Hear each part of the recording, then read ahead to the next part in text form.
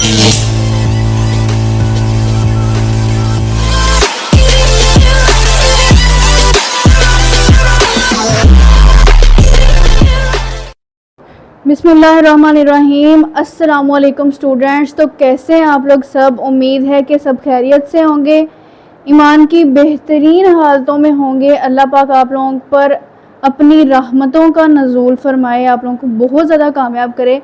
तो चलें जी स्टूडेंट्स, आपको थोड़ा सा रिमाइंड करवा दूं कि हम लोग जो हैं वो क्लासेस जो हैं वर्टिब्रेट्स की उनको डिस्कस कर रहे थे। आज हम जो है लास्ट क्लास को डिस्कस करने जा रहे हैं, जिसका नाम हमारे पास है क्लास मैमिलिया। क्या नाम है जी? Class Mammalia. क्लास मैमिलिया से ही हमें अंदाज़ा हो रहा है कि इसमें जो भी ऑर्गेनिजम्स आएंगे वो तमाम के तमाम मैमल्स होंगे। डन हो गया। इस क्लास में जितने भी एनिमल्स आते हैं उनको हाईएस्ट एनिमल किंगडम जो है वो कंसीडर किया जाता है। ये बात आप लोगों ने जो है वाज़े तौर पर याद रखनी है। डन हो गया। अब अगर हम इनकी बेसिक कैरेक्टरिस्टिक्स की बात करें कि क्लास मैमिलिया में आने वाले जो ऑर्गेनिजम्स हैं उनकी बेसिक कैरेक्टरिस्टिक्स क्या हैं, तो पहली बात तो ये कि ये वर्टिब्रेट्स होते हैं। क्या होते हैं जी? वर्टिब्रेट्स होते हैं। वर्टिब्रेट्स ऐसे ऑर्गेनिजम्स होते हैं जिनके पास वर्टिब्रल कॉलम होती है। वर्टिब्रल कॉलम होने की वजह से ही इनका नाम जो है वो वर्टिब्रेट्स रखा गया। डन हो गया। वर्टिब्रल कॉलम मतलब कि बैकबोन मौजूद होती है इनमें। अब इनके पास दूसरी कैरेक्टरिस्टिक्स ये है कि जी इनके पास मेमोरी ग्लैंड्स मौजूद होते हैं। क्या मौजूद होते हैं जी? मेमोरी ग्लैंड्स जो फंक्शनल होते हैं, आपने याद रखना है फीमेल्स में। इनके और जितने भी इनमें ऑर्गेनिजम्स आते हैं क्लास मैमिलिया में, उनकी जो फीमेल्स हैं उनके पास मेमोरी ग्लैंड्स मौजूद होते हैं। अब उन मेमोरी ग्लैंड्स का फंक्शन क्या है? अपने यंग वंस को जो है ये मिल्क जो है प्रोवाइड करती हैं इन मेमोरी ग्लैंड्स के जरिए से। ठीक है, यानी कि अपने यंग वंस को फीड जो करती हैं वो मिल्क के जरिए से करती हैं। ठीक है, और मिल्क कहाँ से आता है? इनके पास जो है वो मेमोरी ग्लैंड्स की स्पेशलिटी कैरेक्टरिस्टिक जो है वो मौजूद है। डन हो गया।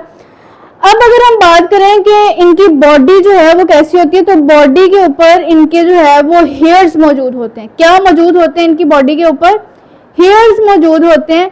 इनकी जो स्किन है उसके पास दो तरह के ग्लैंड्स होते हैं। एक तो है जी ऑयल ग्लैंड्स जो ऑयल प्रोड्यूस करते हैं। एक है ऑयल ग्लैंड जो ऑयल प्रोड्यूस करते हैं, उनको सेबेशियस ग्लैंड भी कहा जाता है। क्या कहा जाता है? Sebaceous gland. डन हो गया। सेकेंडली इनके पास स्वेट ग्लैंड्स मौजूद होते हैं। स्वेट ग्लैंड्स वो वाले ग्लैंड्स जो जिसके जरिए से स्वेटिंग होती है, पसीना आता है हमें, पसीने के जरिए से, स्वेटिंग के जरिए से हमारी बॉडी जो है वो क्या हो जाती है? ठंडी हो जाती है, कूल हो जाती है। ठीक है, तो ऐसे ग्लैंड जो स्वेट ग्लैंड होते हैं, जो स्वेटिंग का प्रोसीजर करते हैं, उनको जो है वो सुडोरिफेरस ग्लैंड्स भी कहा जाता है। इनकी स्किन के ऊपर दो तरह के ग्लैंड्स मौजूद हैं, एक सेबेशियस ग्लैंड्स और एक sudoriferous glands. Sebaceous glands oil glands होते हैं, ऑयल प्रोड्यूस करते हैं। सुडोरिफेरस ग्लैंड्स स्वेट ग्लैंड्स होते हैं, स्वेटिंग का प्रोसीजर करते हैं। डन। नेक्स्ट जी, अगर हम इनके टीथ की बात करें और इनके ईयर्स की बात करें, तो इनके पास जो है वो दो सेट्स होते हैं टीथ के अपनी पूरी लाइफ के अंदर। ठीक है, दो सेट क्या होते हैं? टीथ के। अब एक है जी मिल्क टीथ और दूसरे हैं परमानेंट टीथ।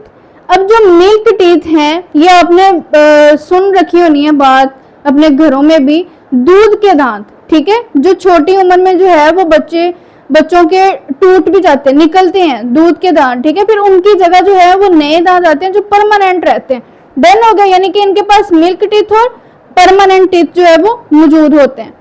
अच्छा, अब ईयर की बात करें तो इनके पास एक्सटर्नल ईयर मौजूद होते हैं जिसको पीना भी कहते हैं। ठीक है, वो जो है इनमें प्रेजेंट होते हैं। एक्सटर्नल ईयर जो आउटर ईयर है हमारा, उसको पीना भी कहते हैं, वो इनमें जो है वो मौजूद होता है।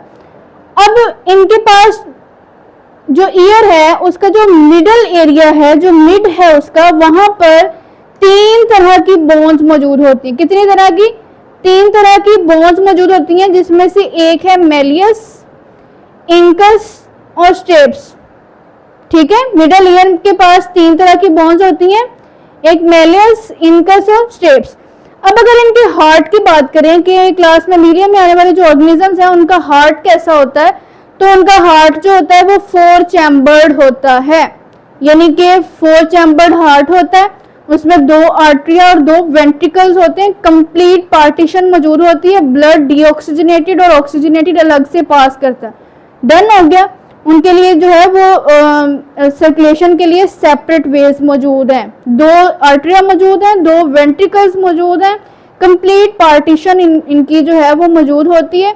और इनका जो है हार्ट क्या कहलाएगा? ऐसा हार्ट 4 चैम्बर्ड हार्ट इनके पास जो है वो विद कंप्लीट सेपरेशन मौजूद होता है। अब अगर इनके रेस्पिरेटरी सिस्टम की बात करें कि क्लास में मेमिलिया में आने वाले जो ऑर्गेनिजम्स हैं उनका रेस्पिरेटरी सिस्टम कैसा होता है, तो रेस्पिरेटरी सिस्टम में इनके पास एक मस्कुलर ऑर्गन प्रेजेंट होता है, एक मस्कुलर ऑर्गन प्रेजेंट होता है जिसको कहते हैं डायाफ्राम। क्या कहते हैं जिसको? डायाफ्राम। ठीक है, अब इस डायाफ्राम का काम क्या है? ये सेपरेट करता है। डायाफ्राम जो है वो क्या करता है? सेपरेट करता है, अलग करता है सिलोम इनटू थोरैसिक और एब्डोमाइनल कैविटी को, थोरैसिक कैविटी को और एब्डोमाइनल कैविटी को, एब्डोमाइनल रीजन और उनका जो है थोरैसिक रीजन, उन दोनों रीजन को सेपरेट करने वाला एक ऑर्गन इनमें मौजूद है जो जिसको जो है वो डायफ्राम कहते हैं। ठीक है, ये गुंबद नुमा होता है जो ऊपर वाले रीजन थोरैसिक रीजन और नीचे वाले रीजन एब्डोमाइनल रीजन को सेपरेट करता है, दरमियान में उनके प्रेजेंट है। उस मस्कुलर ऑर्गन को क्या कहना है? डायाफ्राम। डन हो गया।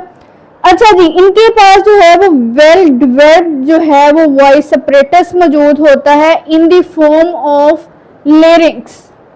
किस फॉर्म में? लेरिंग्स की फॉर्म में। अब लेरिंग्स क्या है? लेरिंग्स के अंदर जो है वो वोकल कॉर्ड्स मौजूद होते हैं। क्या मौजूद होते हैं? वोकल कॉर्ड्स और एपिग्लोटिस। अब देखें, वोकल कॉर्ड और एपिग्लोटिस ऐसे रीजन्स हैं लेरिंग्स के अंदर जिसके जरिए जो है वॉइस प्रोड्यूस होती है। हम जो बोल रहे हैं, हमारी ये जो आवाज निकल रही है, ये इनके इस लेरिंग्स की वजह से होता है, जिसके अंदर जो है वो वोकल कॉर्ड्स मौजूद होते हैं। वोकल कॉर्ड्स ऐसे बैंड्स होते हैं, जब हवा हमारे अंदर हम बोल रहे हैं और हवा जब अंदर दाखिल होती है वो वोकल कॉर्ड्स के अंदर जाके लगती है। वो वोकल कॉर्ड्स जो हैं, वो जो बैंड्स हैं, आपस में एक दूसरे के साथ टकराते हैं और फिर हमारी आवाज जो है वो प्रोड्यूस होती है। टर्न हो गया। लेरिंग्स में 2 तरह के पार्ट्स मौजूद हैं, वोकल कॉर्ड्स और एपिग्लोटिस। इनके जरिए से जो है हमारी आवाज प्रोड्यूस होती है, इसलिए इनमें कहा जाता है कि कंप्लीट वॉइस अपरेटस मौजूद होता है। डन हो गया। अच्छा जी, अब नेक्स्ट आती है इनकी रिप्रोडक्शन। ये रिप्रोड्यूस कैसे करते हैं? तो रिप्रोडक्शन के हवाले से अगर बात करें तो इनमें फर्टिलाइजेशन जो है वो इंटरनल होती है। क्या होती है?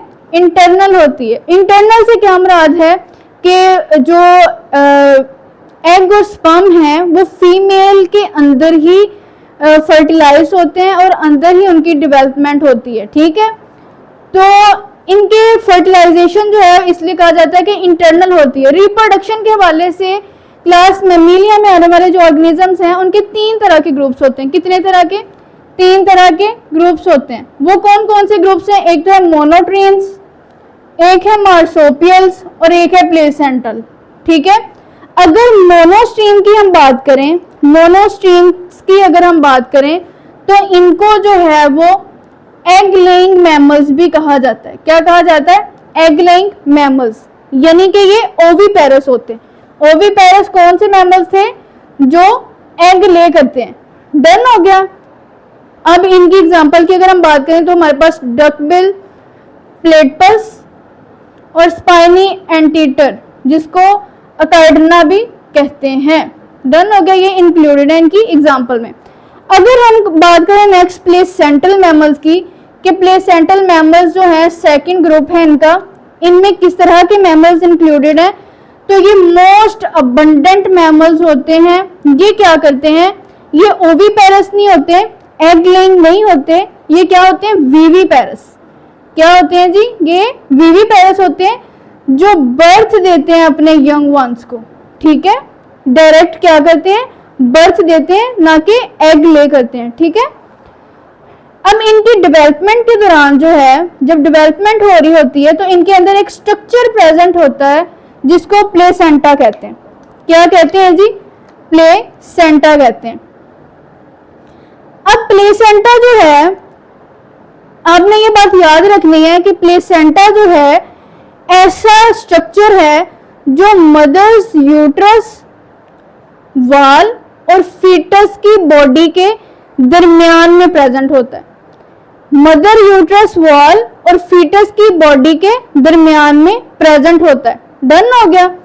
अब इसका फंक्शन क्या है, इस प्लेसेंटा का जो मदर की बॉडी, मदर की यूट्रस, वाल और फीटस बॉडी के दरमियान में प्रेजेंट है, इसका फंक्शन क्या है, ये नॉरिश करता है फर्स्ट ऑफ ऑल फीटस को। जो बच्चा, जो फीटस अंदर डेवलप हो रहा है उसको सबसे पहले क्या करता है, नॉरिश करता है। नॉरिश करने से क्या मुराद है, उसको फूड प्रोवाइड करता है, उसको वाटर प्रोवाइड करता है, जितने भी न्यूट्रिएंट्स उसको डेवलपमेंट के दौरान चाहिए वो प्लेसेंटा जो है उसको प्रोवाइड करता है सबसे पहले। फिर क्या आया इसका फंक्शन, क्या ये नॉरिश करता है। सेकेंडली जो वेस्ट है, फीटस जो वेस्ट प्रोड्यूस करता है उसको भी जो है वो रिमूव किया जाता है प्लेसेंटा के जरिए से। प्लेसेंटा ही उस वेस्ट को जो है वो बाहर रिमूव करता है, यही नॉरिश करता है और यही जो है उसका वेस्ट बाहर रिमूव करता है। इसकी अगर इन मैमल्स की अगर हम एग्जांपल की बात करें जो प्लेसेंटल मैमल्स हैं, तो इसमें हमारे पास elephant, humans, dolphin, bat, monkey और बहुत सारे ऐसे ऑर्गेनिजम्स जो हैं वो आते हैं जो कि विविपेरस होते हैं, यानी कि डायरेक्ट बर्थ देते हैं ऑर्गेनिजम्स को, अपने यंग वंस को। डन हो गया। अगर नेक्स्ट हमारे पास आता है मार्सोपियल्स। मार्सोपियल्स क्या होते हैं, ये होते हैं जी पाउच्ड मैमल्स। क्या होते हैं, पाउच्ड मैमल्स। इनको पाउच्ड मैमल्स भी कहा जाता है। अब पाउच्ड मैमल क्यों कहा जाता है, इनका जो एब्डोमेन है, इनका जो एब्डोमेन है उसके अंदर जो है वहां पाउच मौजूद होता है। इनके एब्डोमेन में क्या मौजूद होता है, पाउच मौजूद होता है। और ये मौजूद किन में होता है, फीमेल्स में।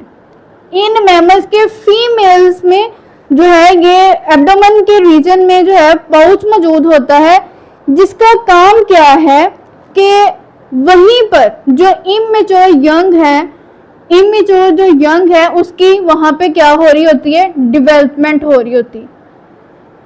मार्सोपियल मैमल्स ऐसे मैमल्स होते हैं जिनके पास जो है एब्डोमेन रीजन में पाउच मौजूद होता है। उस पाउच के अंदर जो उनके यंग वंस हैं, उनके ऑफस्प्रिंग्स हैं, उनके जो बच्चे हैं उसके अंदर डेवलप होते हैं। उनकी कंप्लीट डेवलपमेंट, उनकी कंप्लीट जो डेवलपमेंट है वो उसी पाउच के अंदर हो रही होती है। डन हो गया।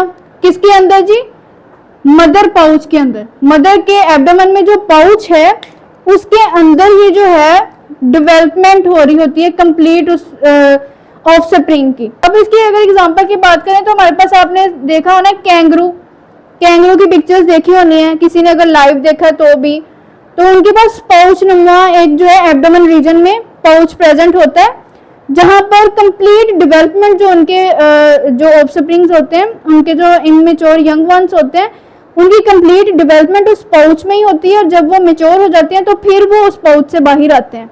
डन हो गया। एक तो उनमें कैंगरू और दूसरा ऑप्सम, ये भी आपने जरा सर्च करना है तो आपको ये भी एनिमल ऐसे हैं जिनके पास पाउच मौजूद होते हैं। डन हो गया। ये हमारा आज का छोटा सा बच्चों जो था वो लेक्चर था जिसमें हमने क्लास में मीलिया को डिस्कस किया। उसके एक एक पॉइंट को आपने अच्छे से देखना है। कोई ऐसा पॉइंट, कोई ऐसी टर्म जो आपको समझ नहीं आई वो कमेंट सेक्शन में लाजमी पूछें। अगर आप इसी तरह इसी रिदम के साथ जो है ऐसे ही पॉइंट बना के लिखेंगे तो आपके बिल्कुल भी मार्क्स नहीं कम होंगे। अगर ये एज अ शॉर्ट आ जाता है तब भी, ये एज अ लॉन्ग आता है तब भी, ठीक है। तो मार्क्स आपके नहीं कटेंगे। आपने बिल्कुल इसी तरह हेडिंग्स बना के लिखना है। Done. As a MCQs, as a short question, as a long question आपने इनको अच्छे से प्रिपेयर करना है। कोई भी आप लोगों को टॉपिक में पॉइंट जो समझ नहीं आया उसको लाजमी कमेंट सेक्शन में पूछना है। अल्लाह पाक आप लोगों को बहुत ज़्यादा कामयाब करे। दुआओं में याद रखना है। मिलते हैं अगले लेक्चर में बच्चों, तब तक के लिए अल्लाह हाफिज़।